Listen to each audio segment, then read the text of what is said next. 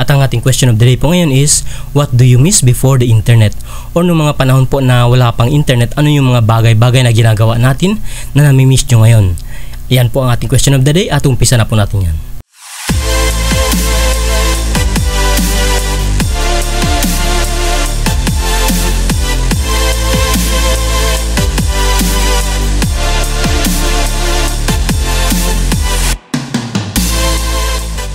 So what's up naman po mga katambay, at ngayong araw na to ay may panibagong question naman po tayo. At ang ating question of the day nga is, what do you miss before the internet? Or ano yung mga bagay-bagay na nami-miss natin nung bago pa yung internet or wala pang internet, okay? Ano yung mga kinamulatan natin na nung panahon na wala pang internet, ano yung mga bagay-bagay na ginagawa natin? Example po, in my case, isa po sa nami-miss ko is halimbawa yung pagpe-play po ng family computer, kasi dati po is wala pang internet. Isa po sa sikat na gaming console ay yung family computer nga, yung mga Mario, yung mga Contra, okay? Siyempre ngayon po is kumbaga may internet na iba na yung mga games ngayon. So pakikinggan po natin ang mga iba't ibang tao sa mundo sa Ask Reddit, okay? Sa Ask Reddit, by the way, ito pong i-react natin is sa Ask Reddit website. Ang Ask Reddit po is kumbaga lahat ng miyembro ay pwedeng mag-post ng question at lahat naman ng miyembro ay pwedeng mag-post ng answer. So yung i-react po natin or magre-react po tayo sa mga iba't ibang answer ng mga iba't ibang tao sa mundo. Kumbaga worldwide po ang ating i-reaction ngayon. Okay? So umpisa na po natin. Pero bago po tayo mag-umpisa, kung halimbawa gusto niyo pong mag-share ng inyong answer ay pwede pong i-post niyo lang sa comment dito sa baba yung inyong answer, okay? I-comment niyo lang po diyan sa baba yung inyong answer. Kung ano nga ba yung mga bagay-bagay na nami-miss niyo nung panahon na wala pang internet, or siguro mga during that time siguro mga high school ka pa lang or elementary ka pa lang. So ano yung mga bagay-bagay na nami-miss mo nung araw na yon, okay? Or nung panahon na yon. So pupunta na po tayo ngayon sa aking website para makita po natin ang mga iba't ibang kasagutan ng iba't ibang tao sa mundo, okay? At yan po ang ating bibigyan ng reaction. At nandito na po tayo ngayon sa ating desktop. Kumbaga ay magre-react na tayo sa iba't ibang kasagutan ng mga iba't ibang tao sa mundo, okay? Tulad ng pagkasabi ko, itong Ask Reddit po is international po ito, okay? International po yung mga miyembro niya, kaya kumbaga yung mga answer dito is mga answer po sa mga magagaling na iba't ibang mga magagaling po sa iba't ibang parte ng mundo, kumbaga, okay? Kumbaga sila yung mga the greatest and the finest, okay? Pagpalagi na lang natin na mga may utak nga yung mga sumasagot dito sa Ask Reddit, okay? So ito po ang Ask Reddit. At umpisan natin, yung ang ating question is, what do you miss before the internet? Okay? By the way, sa pagsasagot po, okay, sa pagsasagot po nito is sa pagre-react, ang ating i-react po is yung base answer lang, yung dito po, hindi po tayo mag-answer dito yung mag-answer dito kumbaga sa replies, okay? Sa replies, hindi tayo mag-answer sa replies. Ang i-answer natin ay yung sa main question, main answer lang, okay? Kumbaga sa main branch lang. Okay, yan po ang ating answer. Hindi ko na po babasahin yan, basahin nyo na lang kung gusto niyo. Yan po ang ating answer. Kasi by the way, miyembro po tayo dito sa Ask Reddit. Nag-miyembro tayo para pwede tayong umanswer.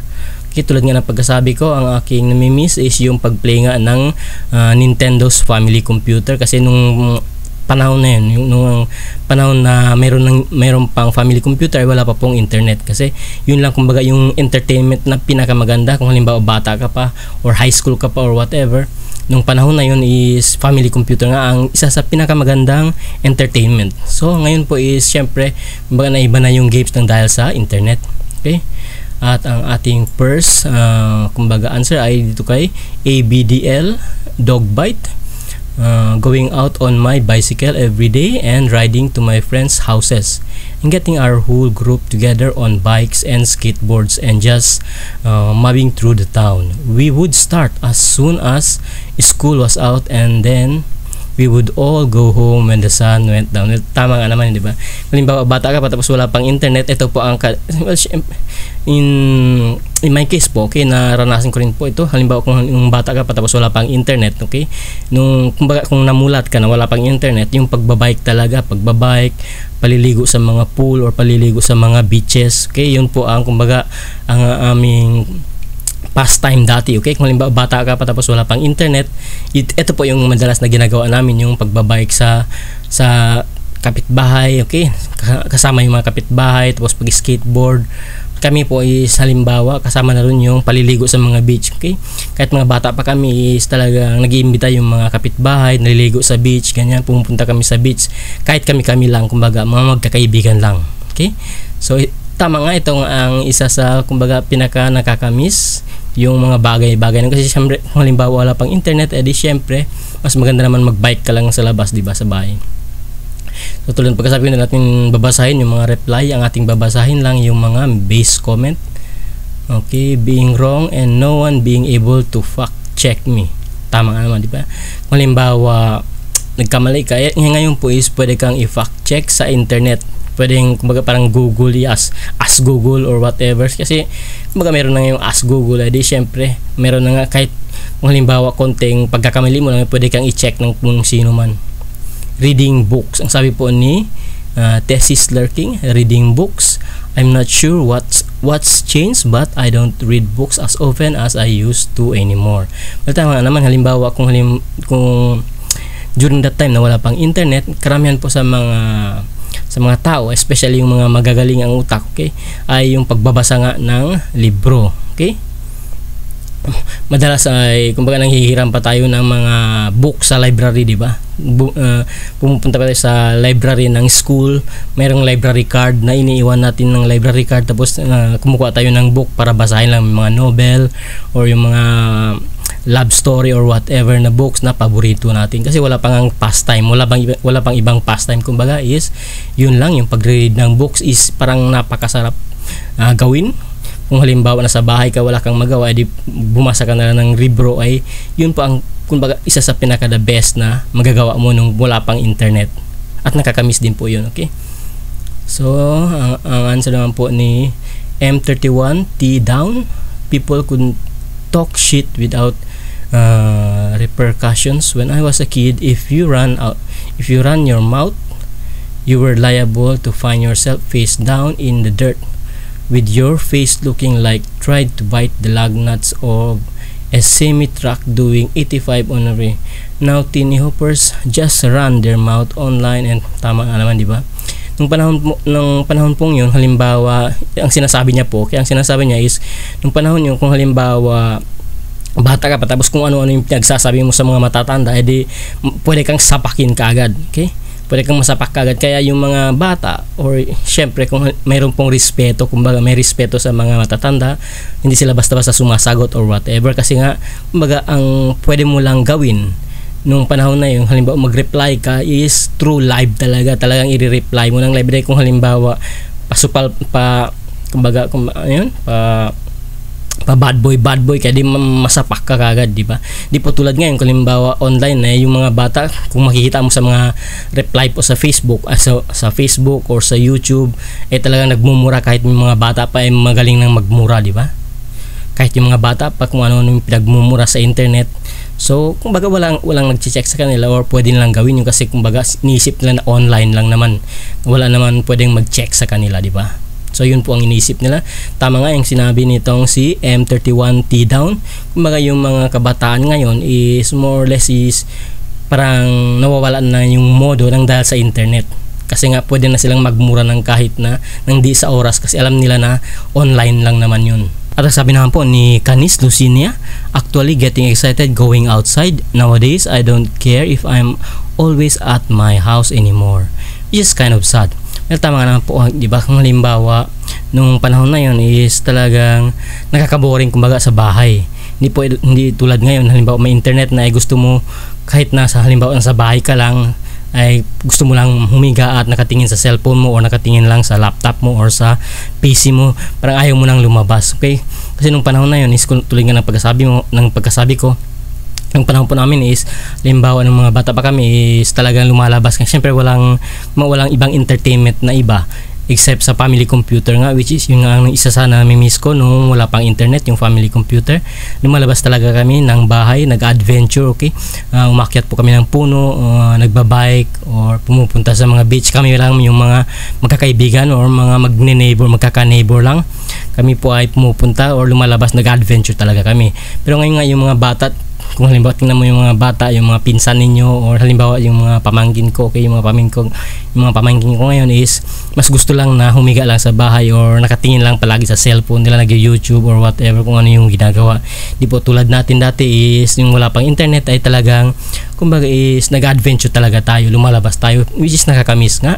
Tulad ng pagkasabi niya is nakakasad daw na kumbaga kahit na sa bahay ka lang at gusto mo lang humiga ay parang nakakamiss din yung mga bagay-bagay na ginagawa natin dati na wala pang internet. At ang sabi naman po ni Allow Me to Blast, Nokia 3310. Parang out of context po itong answer ni Allow Me to Blast kasi itong sa pagkakatanda ko po itong Nokia 3310 ay nagawa na po nung college na ako. Okay, meron na pong internet nung sumikat yung Nokia 3310. Although yung mga internet ay napakabagal pa, landline pa lang. Natatandaan ko pa po nung first year college ako is meron na pong red alert, di ba? Kung natatandaan niyo yung game, nakauna-unahang multiplayer game na piniplay po sa internet is yung mga StarCraft, okay, StarCraft, Red Alert, yun po, okay? Pati yung Counter-Strike, Red Alert, pati StarCraft, mga multiplayer games po na sinauna nung mabagal pa yung internet. Pero nung itong Nokia 3310 is nagawa mga second year na ata ko, okay? Tandang-tanda ko pa po ito. Meron po akong 5110 which is yung po ang nauna sa 3210. Meron din po akong 3210, 3310, pati 3315. Okay, itong Nokia 3310 po is nagawa ito may internet na po. Parang hindi ko alam kung ano yung nasa utak niya. Akala niya siguro yung Nokia 3310 is ganun ng kaluma. Well, hindi po ganun kaluma yung Nokia 3310 kasi may internet na po nung panahon na nagawa itong 3310. Tulad ng pagsabi ko, yung sikat na game dati is yung Red Alert, okay? Mas nauna pa yung Red Alert dito sa 3310. Ang sabi naman po ni Mu 2021 account, Snake All Day. Well, tama nga naman, nung 5110, okay? Kung nasubukan niyo yung 5110 ay talagang yung pinakamagandang game doon ay yung Snake nga. Yung palibot-libot na Snake, okay? Yun po ang pinaka the best na game dati sa cellphone. Yung nagumpisa po yun sa Nokia 5110, okay? 5110 meron din po ako noon nung college pa. 5110 nabili ko po ng second hand ko lang nabili. And then nag-change ako sa 3210 nung sumikat na yung 3210, bagong labas ng 3210 meron din ako noon. Tapos ang sabi po ni definition sad 6179, playing with my friends, hanging out with them, talk about anything. Well, tama nga na, di ba? Okay, nung wala pang internet is kumbaga mas nabibigyan tayo ng time na makipag-usap sa ating mga kaibigan, sa ating mga neighbor. Yung iba nga ay kumbaga lumalabas talaga ng bahay, nakikipag-chismis sa kanilang mga kaibigan, nakikipag-chismis sa kanilang mga neighbor. Yun ang ginagawa. Well, nung panahon po namin, isa rin sa nami-miss ko, okay, yung pagbabasa ng comics, okay? Nung wala pa pong internet, yung pagbabasa talaga ng comics, okay? Yun po ang nakasikat doon sa barangay namin dati, yung pagbabasa ng comics. Tapos mayroong mga tindahan. Yung mga tindahan dati is nagpaparenta sila ng comics every week po. Inaabangan namin yung bagong episode, kumbaga, okay, yung bagong episode ng comics, yun ang inaabangan namin.